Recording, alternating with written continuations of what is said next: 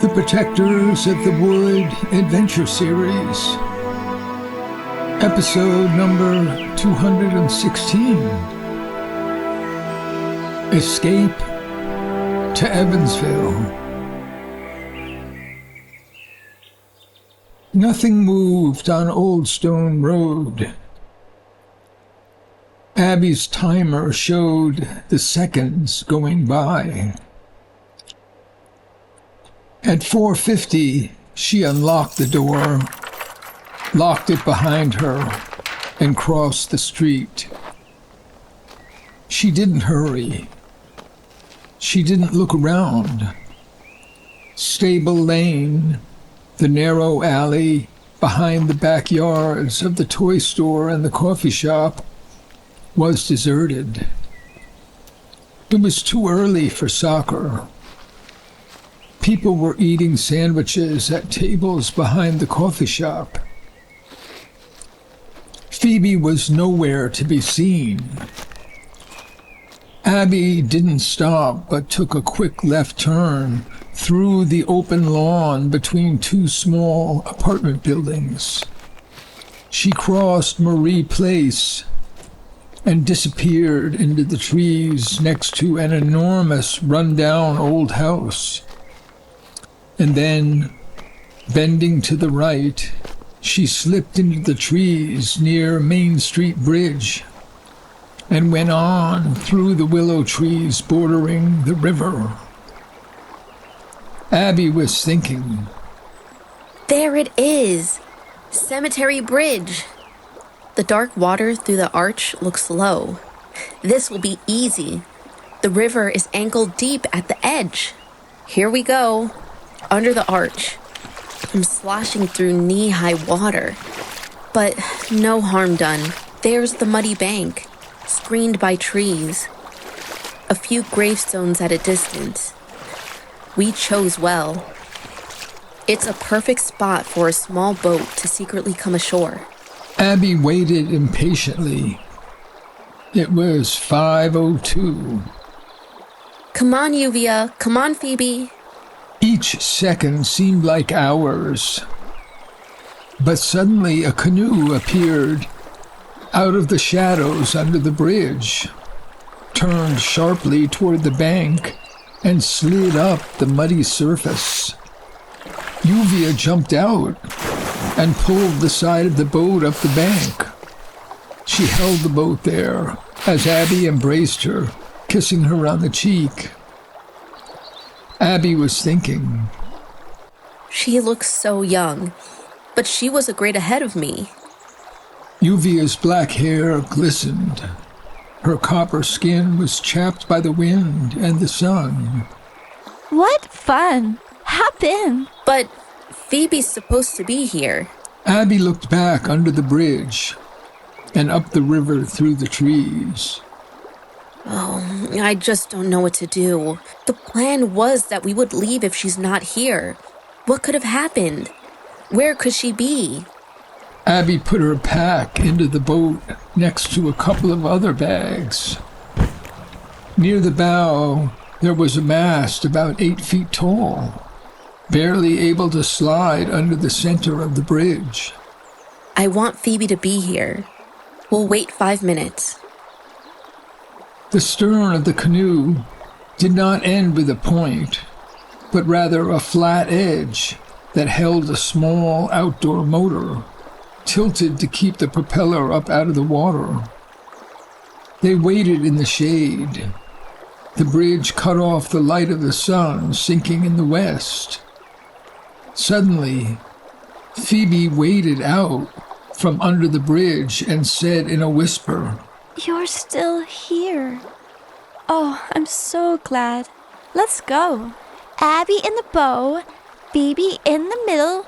You first, Abby. They jumped in. Lluvia pushed off, and the canoe was running with the current. Abby, take that paddle. Nice and easy on the left. Watch carefully. Try to keep your feet off the sail. They noticed the blue sail wrapped around a long pole and tied to the edge of the canoe under the benches. For a while, no one spoke. The view of the rushing water, the Winkle farm, the hills and the cliffs in the distance, it was all enchanting. The light breeze and the roller coaster feel of the current stirred their blood. The dark water glittered in the setting sun. The motor was not running. All was calm.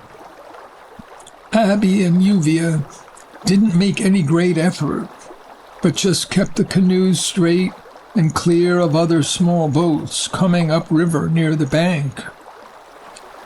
They had a brief view of the town of Half Moon on the left and the park and docks on the right.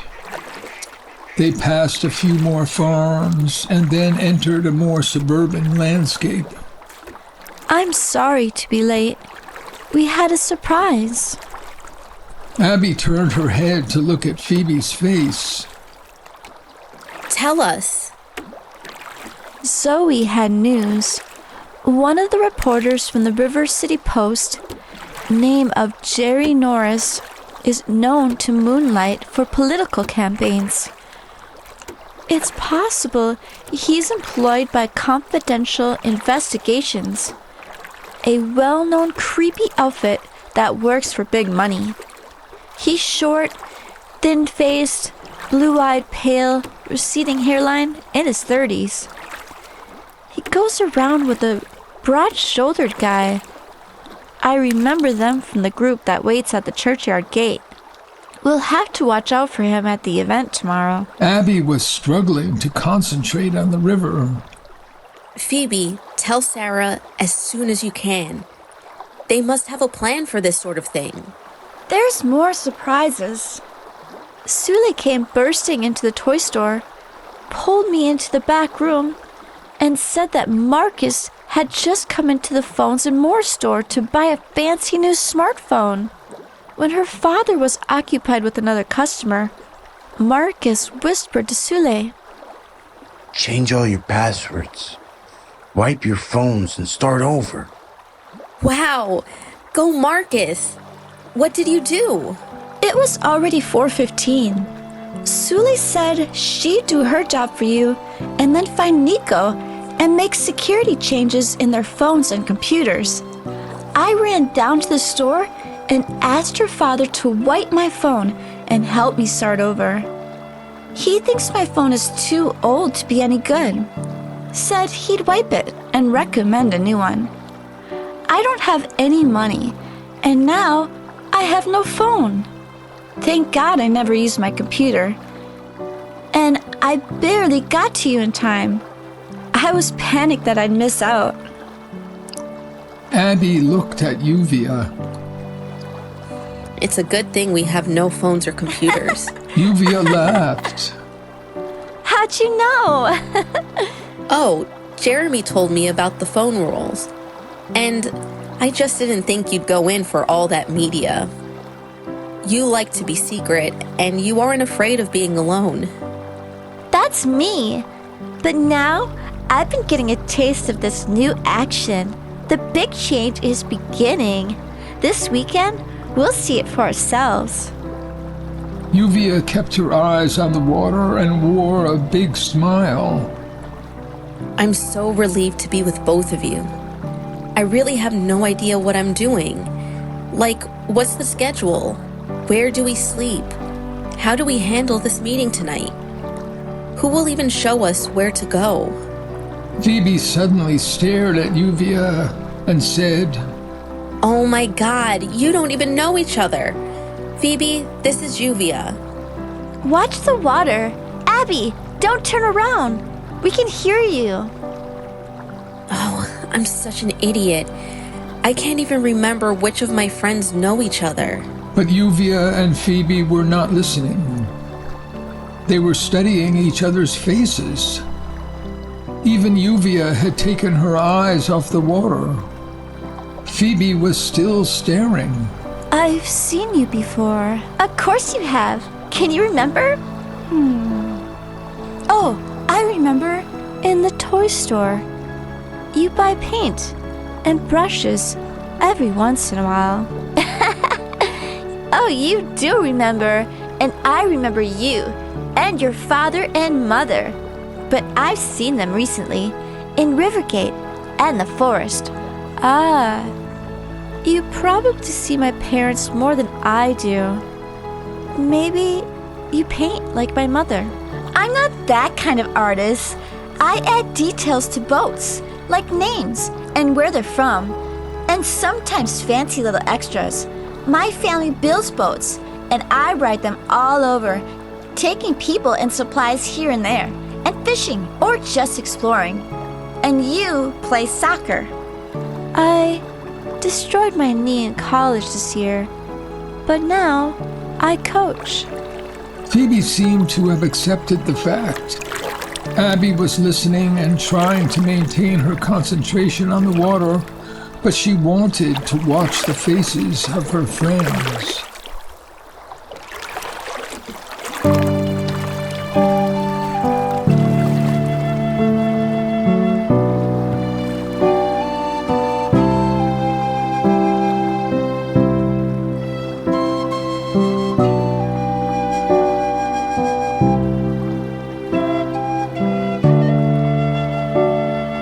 Your ship's been sailing on a bonny sea, storm clouds to weather, safe harbor to leave.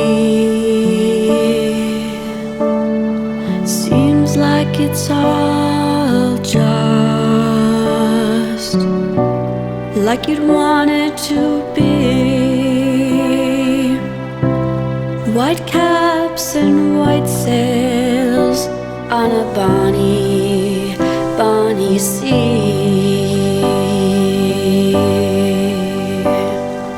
When I was little, I learned it from you. Concentrate on living, and something sees you through. And now the time comes when I'll tell it to you. Both hands on the tiller, and something sees you through.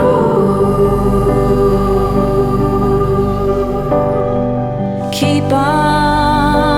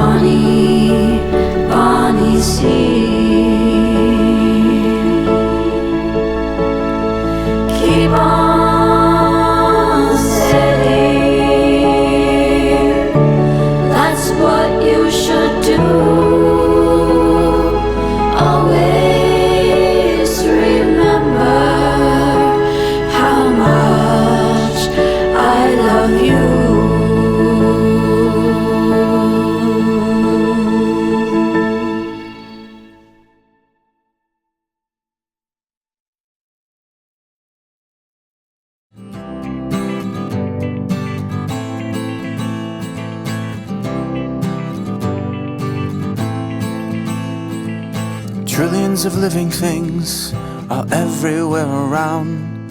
Our lives are all planted deep into the sacred ground. There's everything to love and everything to fear. It's planet Earth in the universe and nature lives here. It's planet Earth in the universe and nature lives here. It's planet Earth in the universe and nature lives here. It's planet Earth in the universe and nature lives here. And nature lives here.